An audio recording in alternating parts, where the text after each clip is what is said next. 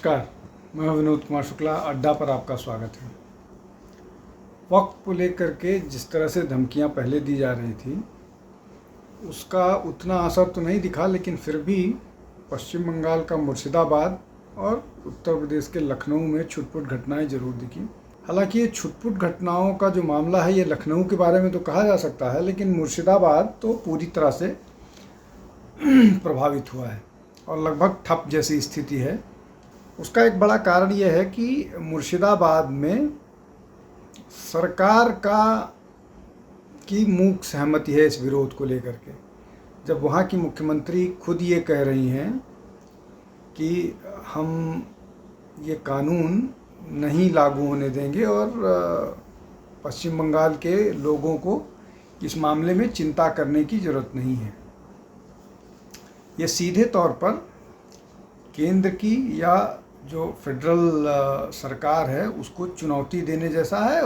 खैर, ममता बनर्जी फेडरल सरकार की बात तो दूर है, वो सुप्रीम कोर्ट के आदेशों को नहीं मानने के लिए तैयार हैं अपने वोट बैंक के लिए।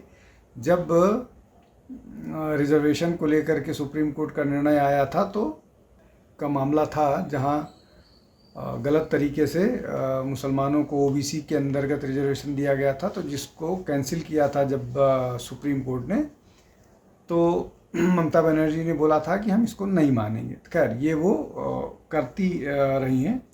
तो जब वो सुप्रीम कोर्ट को मानने के लिए नहीं तैयार हैं तो सरकार उनके लिए कौन सी है, सुप्रीम कोर्ट में तो कम से कम कंटेम्प्ट का डर रहता है। अभी जो टीचर्स की भर्ती को लेकर के है उस मामले में भी जिस तरह की स्थितियां हैं कि सीधे तौर पर सरकार को उसमें दोषी ठहराया गया है। सरकार का एक मंत्री जो उस विभाग का था वो गिरफ्तार है, उसके एक सहयोगी से के घर से, फ्लैट से करोड़ों रुपए बरामद हुए थे, लेकिन उसके बाद भी पूरे बिना किसी डर भय से बयानबाजी करने से ममता बनर्जी नहीं चूक रही हैं। एक और बात जो महत्वपूर्ण है, अभी जब वो परसों एक जैन समाज के एक कार्यक्रम में जब उन्होंने शिरकत की थी तो उन्होंने ये बताया कि पश्चिम बंगाल में 33% मुस्लिम्स हैं, तो हम उनकी चिंता करेंगे। ऑफिशियली जो 2011 का सेंसस है उस हिसाब से वहाँ पर 27% मुसलमान हैं, लेकिन अगर बढ़ भी गए हैं तो 33%, इसका मतलब इन्फिल्ट्रेशन वहाँ पर जारी है। बहुत सारे तरीके हैं, बहुत सारी चीज़ें हैं जो अवैध घुसपैठ या इन सब चीज़ों को लेकर के पश्चिम बंगाल सरकार की चुप्पी रहती है और इसीलिए लगभग 450 किलोमीटर पर फेंसिंग नहीं कराई है। ममता बनर्जी को शायद ये लगता है कि वो 200-400 साल के लिए मुख्यमंत्री हैं, लेकिन उनको ये नहीं मालूम है कि जब डेमोग्राफी बदल जाएगी और वो या उनका परिवार इस लायक नहीं रहेगा तो उनको भी पश्चिम बंगाल छोड़ करके किसी दूसरे शहर में ही शरण लेनी पड़ेगी, जैसे बांग्लादेशियों को शरण लेनी पड़ी थी। तो वैसी स्थिति क्यों पैदा क्यों हो रही है जहाँ पर लोगों को दूसरे जगह जाके शरण लेनी पड़ेगी। कश्मीर का हाल है, डेमोग्राफी बदली, कश्मीरी पंडितों को अपने ही देश में छोड़ करके भागना पड़ा। खैर, अब आज बात करते हैं जो वक्फ को लेकर के प्रोटेस्ट हो रहा है और ये प्रोटेस्ट लगातार जारी है।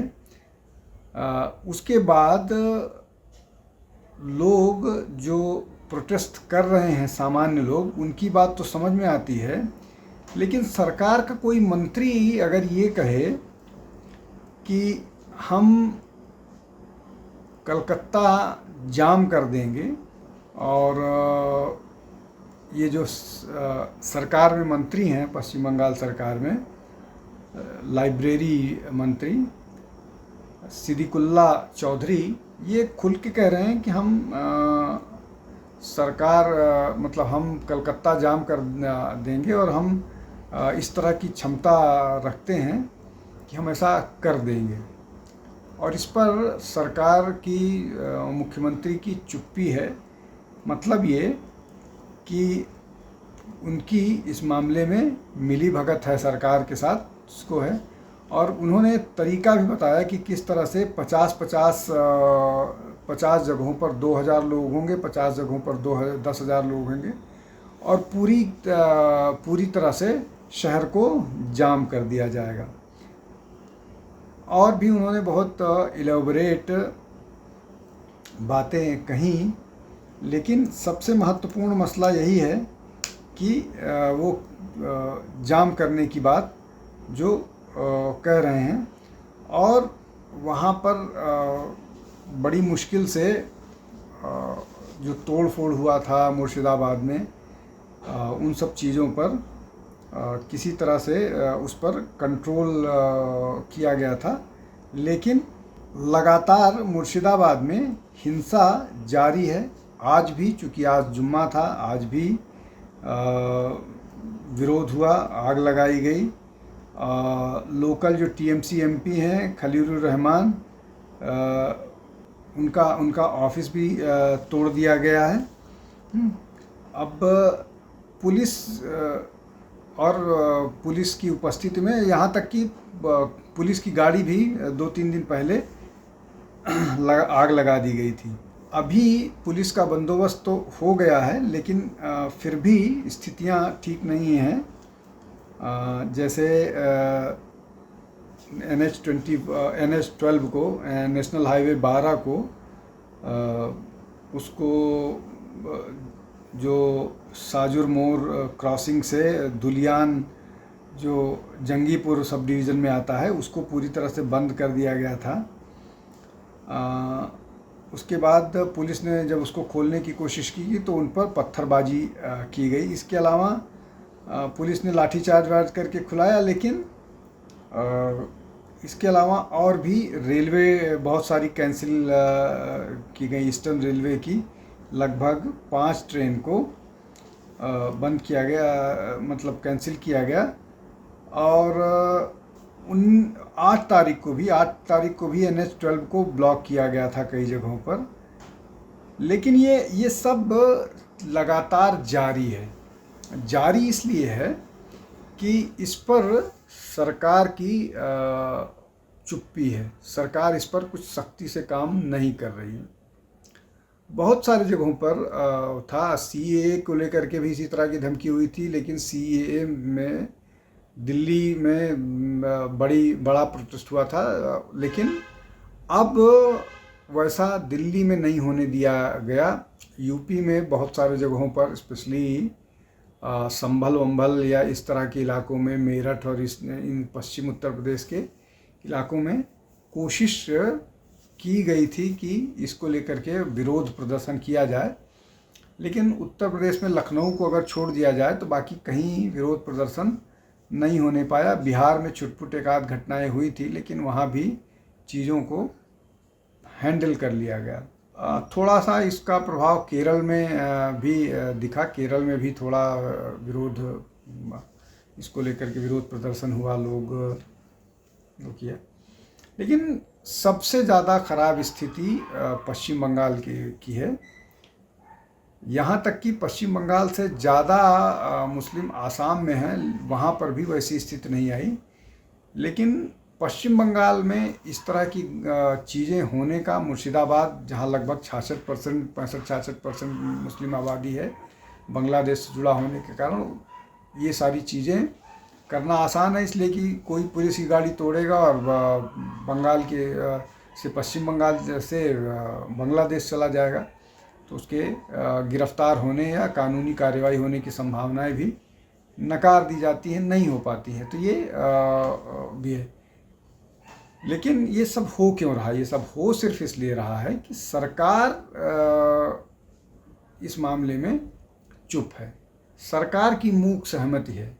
सरकार ये दिखाने की कोशिश कर रही है कि हम सरकार में हैं इसलिए हम कुछ करेंगे, लेकिन आप विरोध करते रहिए। जब सरकार खुद ये कह रही है कि नहीं, हम इसके साथ नहीं हैं, ये सब बिल को लागू नहीं होने देंगे, हम हिंदू मुस्लिम डिवाइड नहीं होने देंगे। हालांकि डिवाइड से ज़्यादा मसला ये है कि हम मुसलमानों के लिए कुछ भी करने के लिए तैयार होंगे। असली मसला ये है। और अब सरकार के मंत्री धमका रहे हैं कि हम पूरा कलकत्ता जाम कर देंगे। कलकत्ता के बड़े इलाके में उनका प्रभाव है, जो पॉकेट्स हैं मुस्लिम पॉकेट्स, उन पर प्रभाव है, तो वहाँ निश्चित तौर पर ऐसा कर सकते हैं। लेकिन वो सब होने के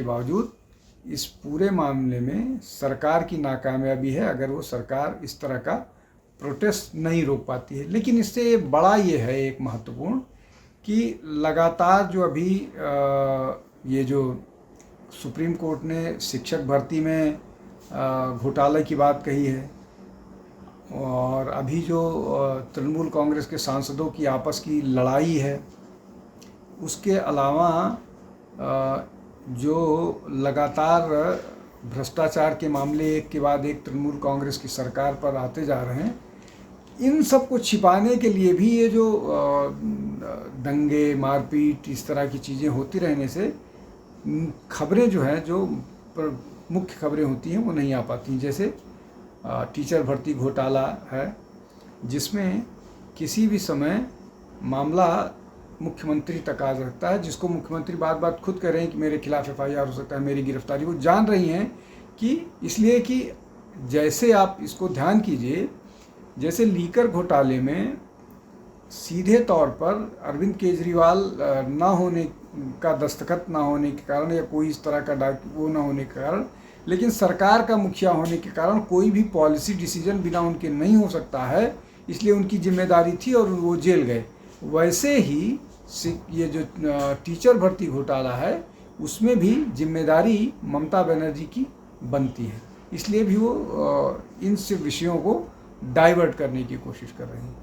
ठीक है, तो अभी देखते हैं कि ये पूरा मामला आगे कैसे, किस दिशा में जाता है। आज के लिए बस इतना ही। आप हमारे चैनल को लाइक कीजिए, शेयर कीजिए, सब्सक्राइब कीजिए। बहुत बहुत धन्यवाद। नमस्कार।